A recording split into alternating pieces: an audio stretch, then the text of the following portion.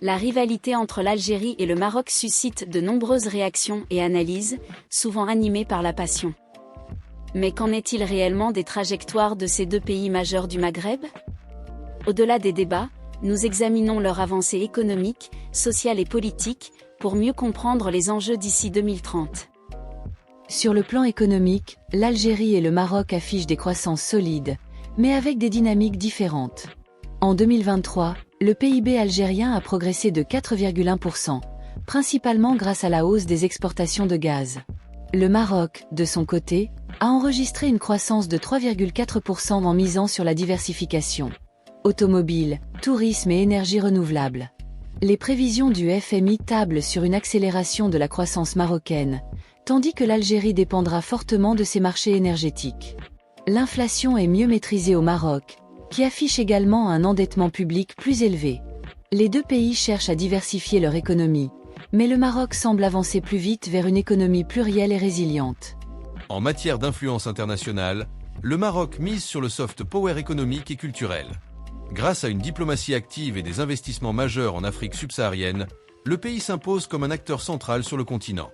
Le roi Mohamed VI multiplie les visites diplomatiques et les accords de coopération. Le Maroc rayonne aussi à travers sa culture, ses festivals et ses performances sportives internationales.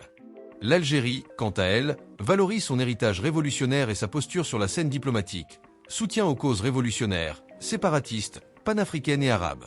En effet, l'Algérie reste dans une logique de confrontation, privilégiant des alliances alternatives mais s'éloignant des grands circuits économiques mondiaux. Les deux nations exportent leur musique, leur cinéma et leur gastronomie, renforçant leur image à l'international.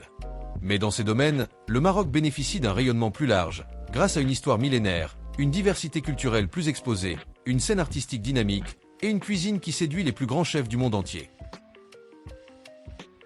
Sur l'échiquier mondial, les alliances des deux pays diffèrent nettement. Le Maroc entretient des liens privilégiés avec l'Occident, notamment les États-Unis, l'Union européenne et les pétromonarchies du Golfe.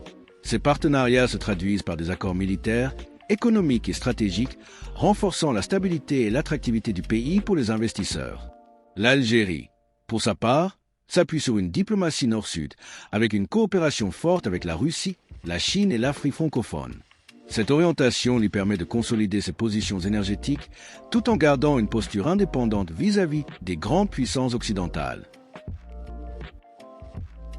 Le poids démographique et la réalité sociale jouent un rôle clé dans la dynamique des deux pays. L'Algérie compte près de 47 millions d'habitants, contre 38 millions pour le Maroc, avec dans les deux cas une population jeune. Le chômage est plus élevé en Algérie, surtout chez les jeunes diplômés. Le Maroc se distingue par un taux d'accès à Internet supérieur, symbole d'une modernisation digitale plus avancée. Les Marocains affichent une confiance croissante envers leurs institutions, tandis que la jeunesse algérienne exprime le désir de réforme et d'amélioration des perspectives socio-économiques. 2030. Plusieurs scénarios se dessinent pour le Maghreb. La compétition pourrait s'accentuer, avec des politiques nationales distinctes et des partenariats stratégiques. Mais l'option d'une coopération régionale, via des projets communs et une intégration économique, resterait possible et profitable à tous. Les défis demeurent, chômage des jeunes, dépendance énergétique, nécessité de diversification et de réformes sociales. Le Maroc possède un avantage certain grâce à sa stratégie de diversification, sa diplomatie économique et sa capacité à attirer les investissements internationaux. Impossible de désigner un vainqueur absolu. Chaque pays dispose d'atouts spécifiques et fait face à ses propres défis. Le Maroc progresse grâce à sa diversification et son ouverture à l'international.